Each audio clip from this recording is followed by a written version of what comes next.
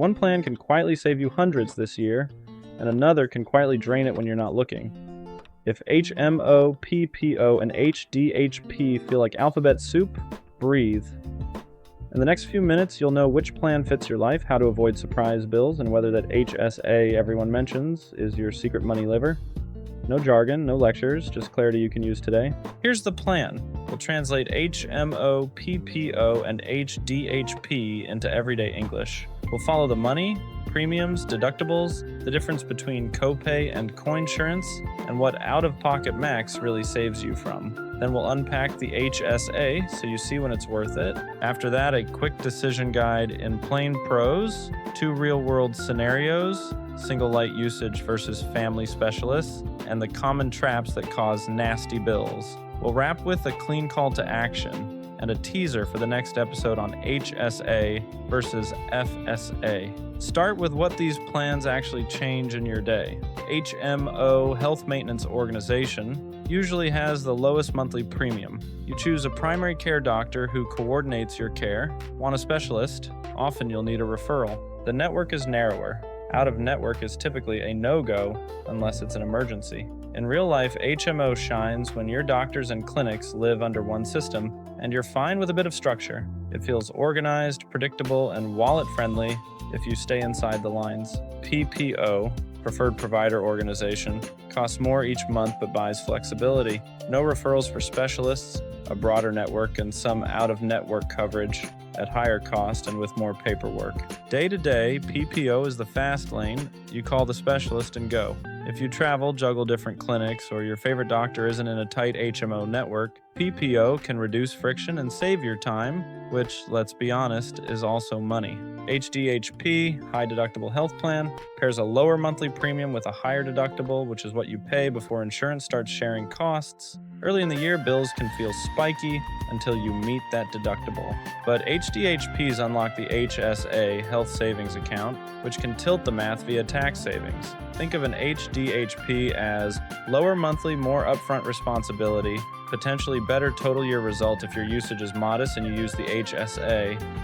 Quick definitions so we're on the same page. Deductible, what you pay each year before the plan shares the cost. Copay, a fixed amount like $25 for a visit. Coinsurance, a percentage you pay, say 20%, after meeting the deductible. Out-of-pocket maximum, your safety cap. Hit that number and the plan covers 100% of covered services for the rest of the year. These 4 numbers determine how money moves from your wallet. Don't compare plans by premium alone. Use total annual cost, premium times 12 plus what you realistically spend on visits, meds, labs, and occasional surprises before you reach the out-of-pocket max. Example math that sticks: if Plan A is $110 cheaper per month than Plan B, that's $1,320 saved before you see a doctor. If your usage is light and in-network, those savings are real. But if your must-have specialist isn't in that network, one out-of-network bill can erase the advantage.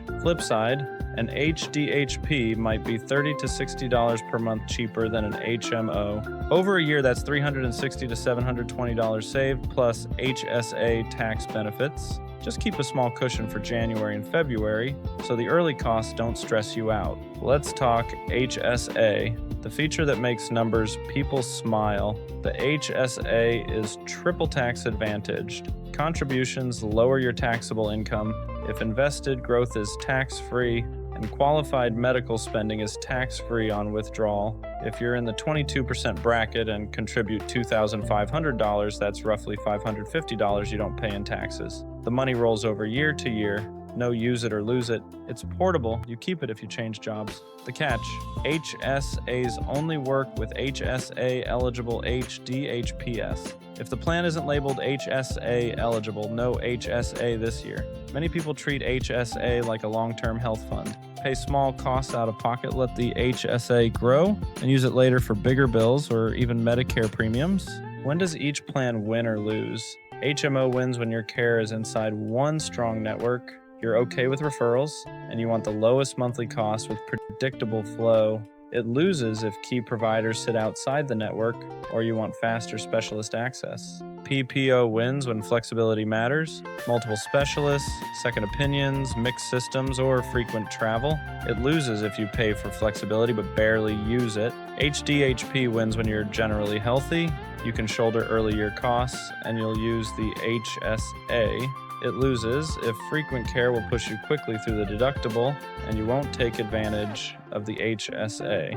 Make it intuitive with simple numbers. Imagine HMO at $350 per month and PPO at $470. That's $120 per month difference, or $1,440 a year. If your primary care therapist and twice-a-year specialist are all in the HMO network, you likely keep most of that $1,440. But if your therapist is out of network, on HMO, a single month of full price sessions can nuke that savings. Now compare HMO at $350 versus HDHP at $300. You save $600 per year in premiums. If a typical year for you is 2 checkups and generic meds, HDHP might win, even after a pricier January. Especially if you put $2,000 into an HSA and save around $440 in taxes at a 22% bracket. Stack the lower premiums and tax savings, and the HDHP can come out ahead. Decision time. In plain language, look at last year's usage, roughly how many visits, what prescriptions, any imaging or urgent care. If your care lives in one hospital system and you don't mind referrals, HMO is a calm, cost-effective pick. If you want to move fast, skip permission loops and your doctors are spread across systems, PPO earns its higher premium by cutting friction. If you're generally healthy, can keep a modest cushion for January, and you like the HSA's tax edge, HDHP is often the quiet money saver, especially if your employer throws in HSA dollars. Employer contributions change the math immediately. 2 relatable scenarios. First, single, light usage. You see a doctor once or twice a year, take simple generics, and you can set aside a few $100s as a cushion. HDHP plus HSA often wins. Lower premiums each month, tax savings from contributions, and if you invest part of the HSA after meeting the cash minimum, your future self thanks you. January might sting a bit, but over 12 months the math tends to favor you, especially if your employer contributes to your HSA. Second, family with ongoing specialist care. Maybe regular therapy, a pediatric specialist, and parents using different clinics. PPO usually pays for itself in reduced friction. No referrals, broad network, better odds when providers live in different systems. The premium is higher, but the daily flow is smoother, and you're less likely to get stuck waiting for a referral. Could an HMO still be great? Absolutely, if your entire team is in one integrated network. In that case, you get value pricing with fewer headaches. The crucial step before enrolling: verify every key provider and facility as in-network, check the insurer's directory, and call the clinic. Directories can lag. A 60-second call can save a 4-figure bill.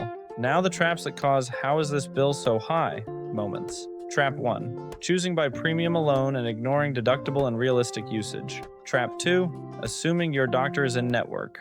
Always verify, especially at the start of a new plan year. Trap 3. Picking an HDHP without a cushion and feeling ambushed in January. Even $300 to $600 set aside turns stress into a plan. Trap 4. Skipping the HSA when eligible.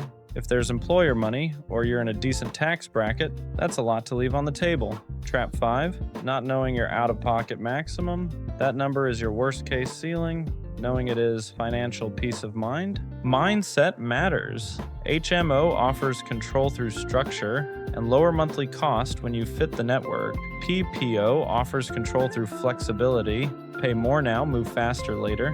HDHP offers control through cash flow and tax efficiency. Pay less monthly, handle more early, potentially keep more overall if your usage is light. There's no universal best plan, only the best plan for your life this year. Revisit the choice annually.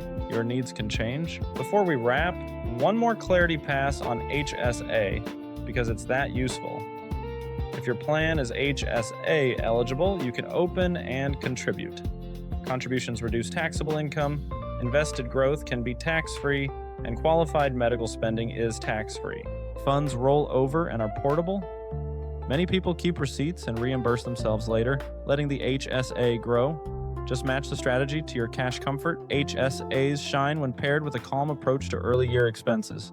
If this helped you see your path, hit subscribe so you don't have to decode insurance alone next time.